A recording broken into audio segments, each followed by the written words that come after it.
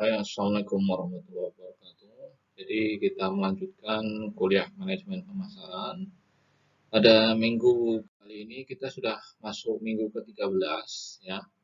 Jadi di kuliah minggu ke-13 ini kita masuk di bab ke-6 masih di manajemen penjualan.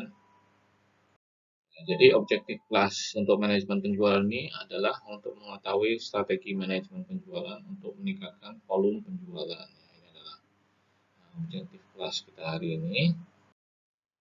Jadi kita sebenarnya masih melanjutkan kuliah minggu ke-12 tentang manajemen penjualan dan ini adalah bab yang terakhir di dalam modul manajemen penjualan. Jadi untuk slide pertama ini akan menerangkan tentang tujuan manajemen penjualan ya. Jadi secara spesifik tujuan manajemen penjualan ini adalah untuk mendorong pertumbuhan penjualan, meningkatkan penjualan, memperpanjang tingkat retensi pelanggan dan meningkatkan bisnis purna jual ya. Jadi dari penjualan sampai purna jual atau dalam bahasa Inggrisnya biasanya disebut after sales.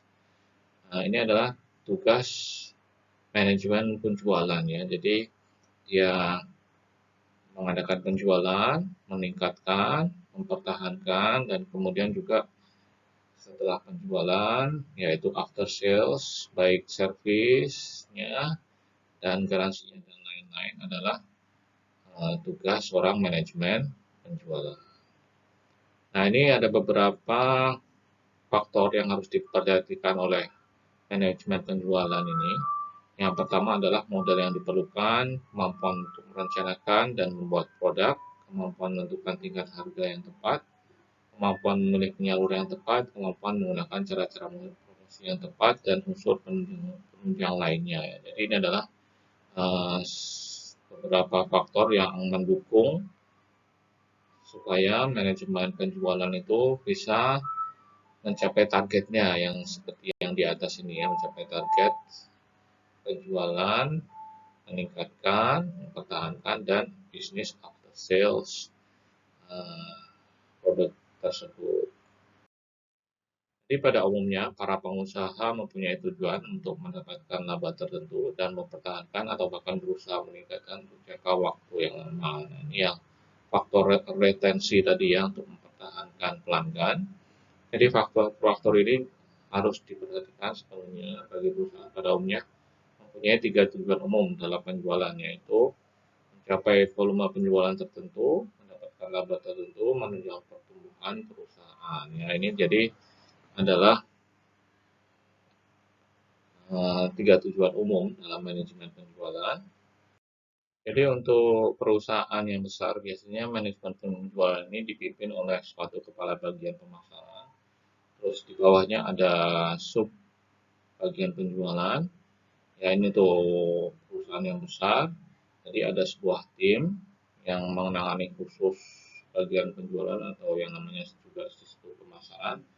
Untuk perusahaan-perusahaan kecil biasanya kegiatan pemasaran atau penjualan langsung ini dipegang oleh pimpinan dan juga merangkap sebagai pemilik. Ya, jadi ini perbedaan antara perusahaan besar dan perusahaan yang kecil. Dan si pemilik ini juga akan menentukan estimasi tentang potensi pasar, kemampuan tenaga penjualnya dan sebagainya. Jadi ini adalah biasanya kalau perusahaan kecil ini pimpinan pemasaran dipegang langsung oleh pemilik perusahaannya. Jadi bagian penjualan ini punya peranan yang sangat penting, termasuk dalam mengambil keputusan di bidang pemasaran, penjualan, serta keuntungan yang realistis. Jadi untuk tujuan perencanaan dan operasinya, pimpinan dapat berpegang pada 2 rumus berikut ini. Nah, ini adalah rumus yang sangat mendasar tapi sederhana. Jadi dia akan mentargetkan penjualannya berdasarkan rumus ini. Yang pertama adalah laba kotor sama dengan penjualan minus atau dikurangi harga pokok. Laba bersih sama dengan laba kotor dikurangi dengan biaya lain-lain. Ya, jadi ini adalah rumus yang sangat mendasar dan penting. Intinya si pimpinan penjualan ini dia bertugas untuk mencapai penjualan dengan istilahnya dengan indikator laba ini ya, kotor dan laba bersih. Baik, untuk seterusnya,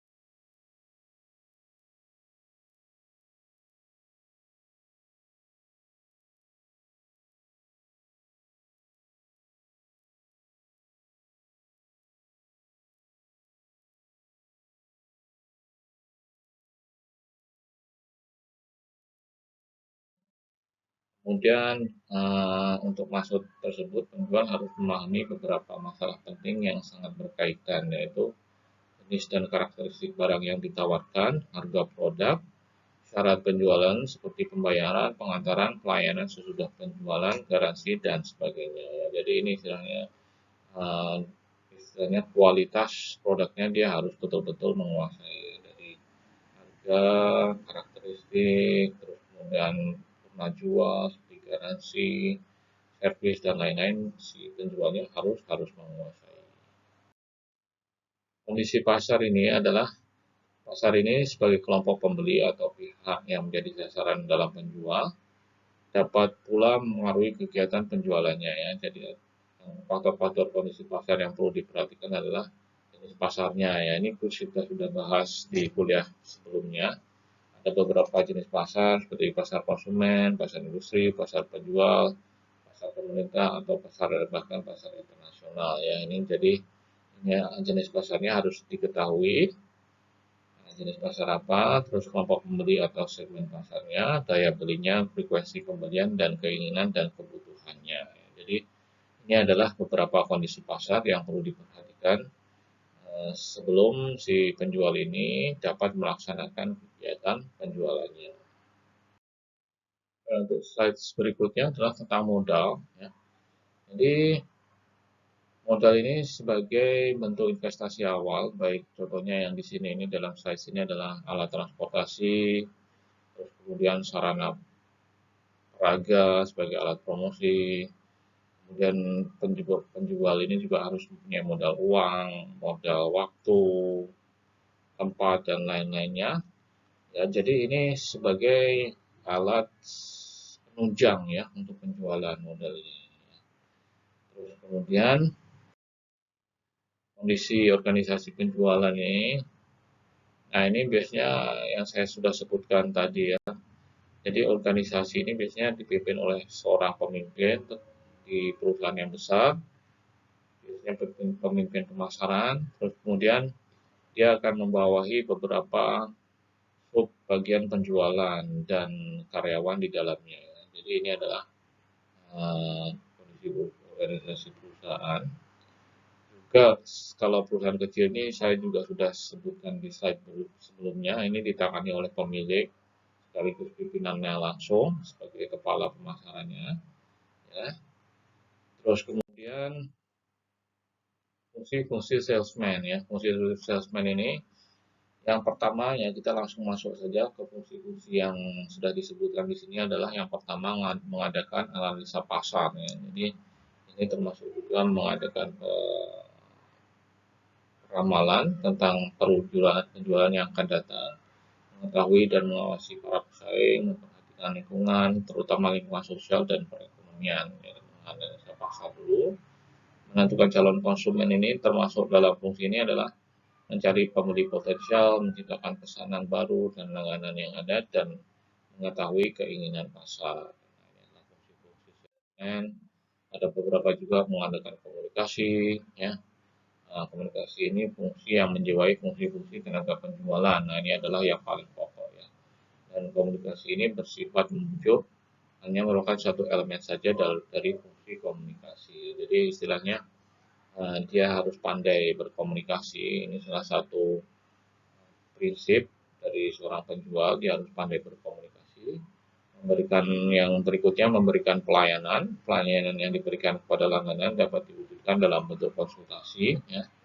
Terus kemudian memberikan jasa teknis, memberi bantuan keuangan atau dalam hal ini perkreditan, melakukan pengantaran barang ke rumah dan sebagainya, ya. Jadi memberikan pelayanan ini juga termasuk tugas salesman, ya.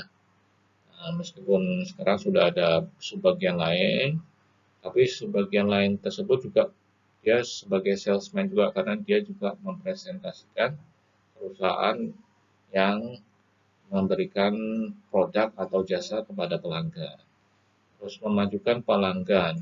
Dalam hal ini adalah tenaga penjual bertanggung jawab atas semua tugas yang langsung berhubungan dengan pelanggan.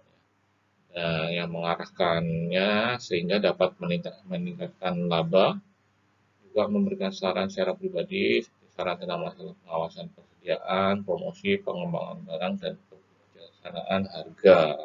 Jadi ini adalah istilahnya si pelanggan supaya mendapat informasi, ya, tentang produk tersebut.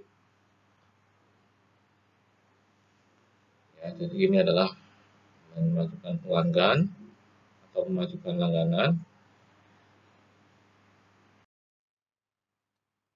Pertahanan langganan, nah ini mempertahankan langganan atau pelanggan ini, yaitu fungsi salesman juga ini ditujukan untuk menciptakan goodwill, ya, goodwill itu atau dalam bahasa Indonesia ini adalah itikat baik, serta mempertahankan hubungan baik dengan langganan. Nah, ini selalu menjaga hubungan baik dengan langganan ini sangat penting juga.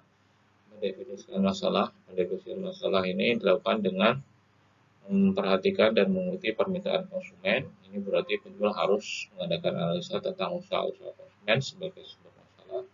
Selain itu juga harus menemukan masalah-masalah yang berkaitan dengan barang, jasa, harga, dan sistem penyampaiannya. Jadi dia apapun masalah yang berkaitan dengan penjualan atau pemasaran, nah ini dia harus menemukan solusi terhadap masalah tersebut, ya. Nah, terus kemudian mengatasi masalah, nah ini yang menemukan solusinya, mengatasi atau menyelesaikan masalah merupakan fungsi menyeluruh pada dasarnya menyangkut fleksibilitas, penemuan, dan tanggapan. Jika suatu masalah memerlukan sumber-sumber dari beberapa perusahaan, tenaga penjualan dapat membentuk untuk memperolehnya. Jadi tenaga penjualan tersebut semata-mata bertindak sebagai konsultan umum. Jadi ini si salesman tadi harus siap-siap bagaimana dia bisa mengatasi masalah yang timbul akibat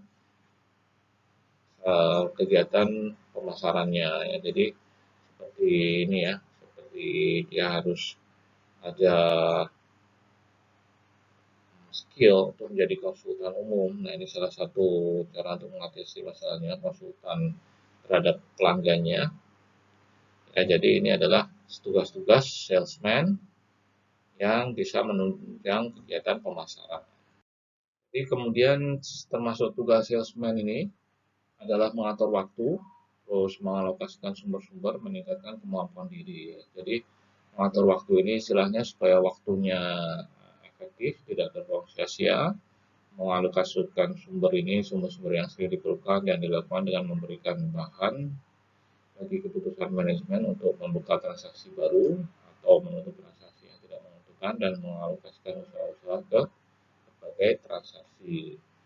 Kemudian meningkatkan kemampuan diri, ini meliputi latihan-latihan dan usaha-usaha pribadi untuk mencapai kemampuan fisik dan mental yang tinggi. Tentu saja tidak terlepas dari masalah motivasi dan kondisi atau kesehatan dari tenaga penjualan itu sendiri. Nah, ini adalah tugas-tugas salesman.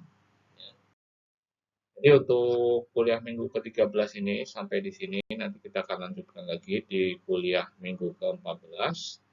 Terima kasih atas perhatiannya. Wassalamualaikum warahmatullahi wabarakatuh.